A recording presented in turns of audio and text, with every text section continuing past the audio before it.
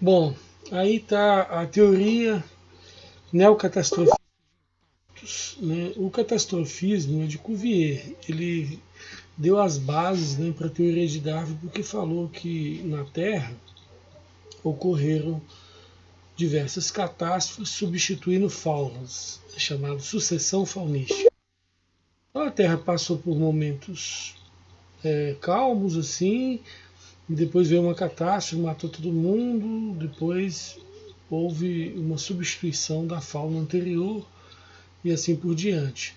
Essa ideia de Cuvier, apesar de antiga, ela permanece até hoje, 150 anos depois, no que a gente chama de extinções em massa. Então, nos 544 milhões de anos, você tem umas 5, 6 extinções em massa ocorrendo no planeta Terra.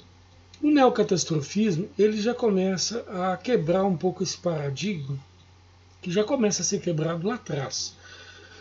Porque você tem, por exemplo, repetições, né, de mesmas espécies em estratos distintos, algo não previsto por Cuvier e observado por Peter Lund, pai da paleontologia brasileira. E o Peter Lund começou a observar essa repetição, e essa repetição foi também observada como um problema no modelo catastrofista e muito mais no modelo gradualista. Né? Então você tem aí agora vem um problema maior, que é a estase morfológica. Porque se você tem catástrofes intercalando milhões e milhões de anos e elas modificam todo o ambiente do planeta, então você modificaria a forma, a morfologia dos seres vivos. E a estase morfológica grita contra essa ideia de catástrofes intercalando diversos milhões de anos. E ela grita a favor de um neocatastrofismo, onde uma catástrofe estaria sepultando todo o planeta, todas as faunas, e que estariam segregadas por fatores de localidade onde aqueles seres vivos viviam. Também fatores de flutuabilidade de corpos. Já existem experiências que colocam num tanque, né, de barro vários tipos de animais, de aves, peixes, répteis e tal, e verifica que quando endurece, cada um fica numa determinada altura. Isso, numa catástrofe global, segregaria tipos de fósseis em estratos diferentes de uma mesma catástrofe. A ideia de chuva de asteroides ela é corroborada com 32 perspectivas nessa nossa teoria aí, e você vai conferir no link abaixo. Uma delas vai falar, por exemplo, contra a datação radiométrica. Existe a queda de um asteroide, ele vai bater na rocha e ele vai gerar o efeito plasma mais uma temperatura de milhões e milhões de graus. Então, existem muitos aspectos geoquímicos que revelam que a Terra, as rochas da Terra passaram por intempéries geoquímicos que as formaram, e intempéries assim de milhões e milhões de graus. E tem também muitas marcas de radioatividade, demonstrando que o efeito plasma mais temperatura, que é promotor de desestabilização de rochas estáveis, de elementos químicos estáveis, também é promotor de aceleração de decaimento radioativo, envelhecendo rocha. Em um segundo eu consigo fabricar uma rocha de 1 bilhão de anos, jogando por terra. Então a ideia de datação, e muito mais ainda de datação absoluta, que até esse nome absoluto não combina com ciência, que não é dogmática. Né? Então, e aí o meu filho Lutero ainda falou assim, pai, se isso é verdade, os bólidos maiores, que ocasionariam plasmas mais potentes e temperaturas mais altas no choque, eles teriam uma idade maior.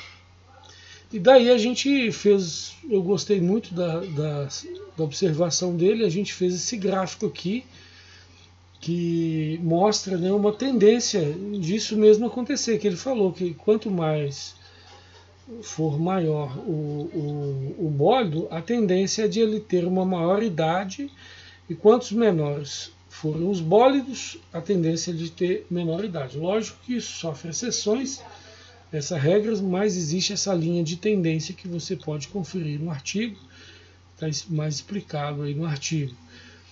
E porque também tem bólido grandão que vai bater num terreno que vai estar amortecido, ele não vai estar litificado, ou a rocha vai estar amolecida porque um outro bateu antes e aqueceu, então, e teve manifestação vulcânica. Então tem todo esse aparato aí que pode gerar certas diferenças, isto no contexto de chuva de asteroides, que é o que a gente vai acabar defendendo aí. Por quê? Porque existe 32 situações que favorecem a ideia de chuva de asteroides, né? Então, uma delas, que eu acho muito importante ser citada, é a separação da África e da América do Sul, que foi violenta, né? Foi muito violenta porque você tem na plataforma da África e da América do Sul evidência da violência que foi a separação, manifestações vulcânicas terríveis. Inclusive tem um calombo na plataforma da América do Sul que se chama Rio de Janeiro. Tem um calombo na plataforma que ficou soerguido, e nele a gente vê tudo que tem em toda a plataforma da América do Sul e toda a plataforma da África.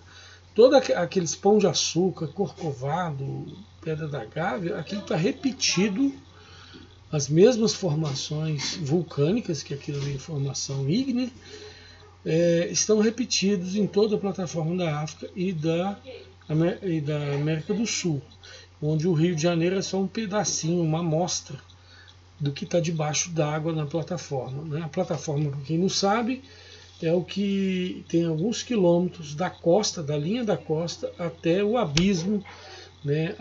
O talude, onde começa o mar a ficar extremamente profundo, né? Aquele abismão ali. Então aquela linha da plataforma é que a gente está falando que são milhares de rios de Janeiro repetidos, topograficamente falando. Então, para poder rachar a crosta continental, nós temos crosta continental e crosta marinha na Terra. Para poder rachar a crosta continental, que tem em média 70 quilômetros de grossura, você teria de ter muitas marretadas, e não só uma marretada. E como houve uma rachadura violenta, né, foi muito violento a separação da África da América do Sul, uma causa violenta teria de existir para isso. Essa causa nós julgamos ser a chuva de um cinturão de asteroides, que hoje estão separados uns dos outros, mas no passado eles tinham que estar mais unidos, mais próximos uns dos outros. Então eles poderiam atuar em conjunto muito mais no passado do que hoje. Então a ideia de chuva de asteroide é corroborada com uma série de outros aspectos que a gente cita no trabalho aí. E o paradoxo da estase morfológica, que foi o caminho inicial de pesquisa dessa teoria, que é exatamente a repetição dos mesmos formas fósseis, né, estabelecendo então a ideia de uma catástrofe global, que inclui diversas ligações com diversos outros pistas, inclusive o dilúvio, não só o bíblico, mais de 274 fontes arqueológicas. Então, a teoria neocatastrofista não é uma teoria do dilúvio, ela inclui o dilúvio, que está presente em 274 fontes arqueológicas e, inclusive, na Bíblia. Ou seja, é uma teoria totalmente científica que tem num braço bem pequenininho, uma simpatia com o modelo bíblico. Tá? Ou seja, ninguém vem falar que isso aqui é uma teoria religiosa. A gente está falando de geoquímica, de plasma, de coisas que podem ser testadas, repetidas em laboratório, falseável, tá? E é uma geologia extremamente comunicável com os fatos. E agora, só porque ela se comunica em 1 sobre 300 avos, né, vamos dizer assim, com o dilúvio bíblico, não quer dizer que ela é religiosa, ela é científica em todo o teor. Não quer dizer que, por exemplo, você está pesquisando endorfina, que é produzida quando você tem gratidão, amor, carinho. Isso demonstra que o amor é muito importante na relação entre as pessoas.